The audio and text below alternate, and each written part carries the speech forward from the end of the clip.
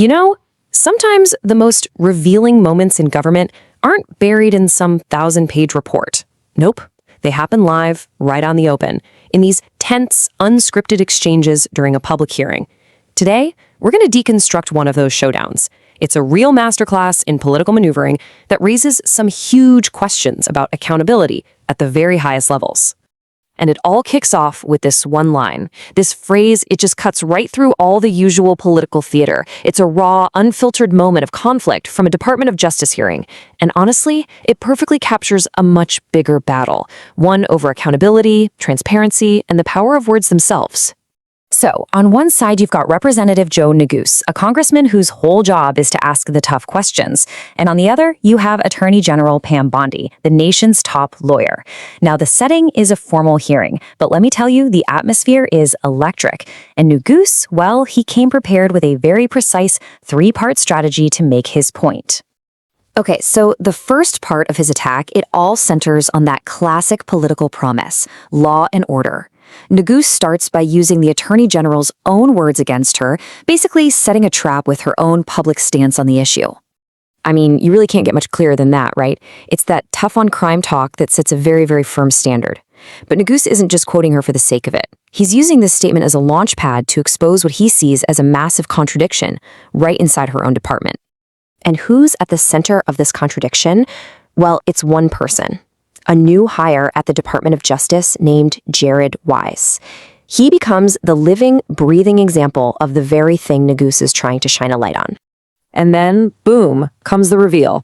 Neguse presents police body cam footage from the January 6th attack on the Capitol. On that footage, a man identified as Mr. Weiss is allegedly heard screaming, "Kill him," at police officers. The contrast here is just jarring. The AG promised to come for anyone who attacks law enforcement, yet she hired someone who's accused of doing exactly that. And look, these weren't just empty words. The allegations were serious enough for a federal grand jury indictment. We're talking 2 felonies and 4 misdemeanors, including a charge of forcibly assaulting and resisting police. The point here is that this wasn't some minor issue. It was a major federal case against a guy now working inside the DOJ. So when Neguse confronts her with this, the Attorney General doesn't condemn the alleged actions. Instead, she offers a justification. He was pardoned. Now, while that's technically true from a legal standpoint, Neguse argues that it completely sidesteps the real issue, which is the judgment call of hiring someone who was federally indicted for attacking police in the first place. Okay, so with that point landed, Neguse pivots. He moves from a single controversial hire to the integrity of an entire department. This is his second charge, that a critical internal watchdog has been, well, completely dismantled. Neguse brings up the Public Integrity Section, or PIN. He makes sure to remind everyone of its history. It was created after Watergate with one single mission, to root out and prosecute corruption in public officials. See, this context is crucial. He's not just asking about some obscure office. He's asking about the very unit designed to be the soul of the DOJ's anti-corruption efforts. But her response, well, it says everything. Instead of answering a simple historical question, the Attorney General deflects, trying to reframe the whole issue around weaponization. It's a classic pivot, but Neguse shuts it right down. This is the moment he delivers that now famous line, "You don't get to reclaim your time." And now we see exactly why she might have avoided that question. Neguse reveals the numbers. At the start of the administration, the Public Integrity Section had 35 employees. Today, just 2. This stark comparison is the entire point. He's arguing the unit hasn't just been downsized, it's been gutted, making it almost completely powerless. All right, now for the third and final charge. The strategy is exactly the same. A direct question, a deflection, and then a stunning reveal. But this time, Neguse connects it directly to a potential motive that involves the president himself. The question seems super simple and direct, right? It's just a basic operational question about staffing for the team that's supposed to tackle complex digital financial crimes. All he's asking for is a number. And once again, what do we get?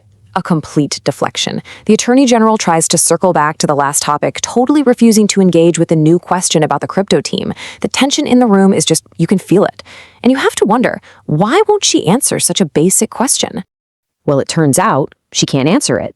So Neguse provides the answer himself. 0.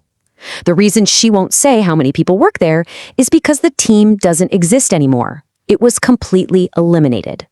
But see, the real story here isn't just that the team is gone. It's about why it might be gone.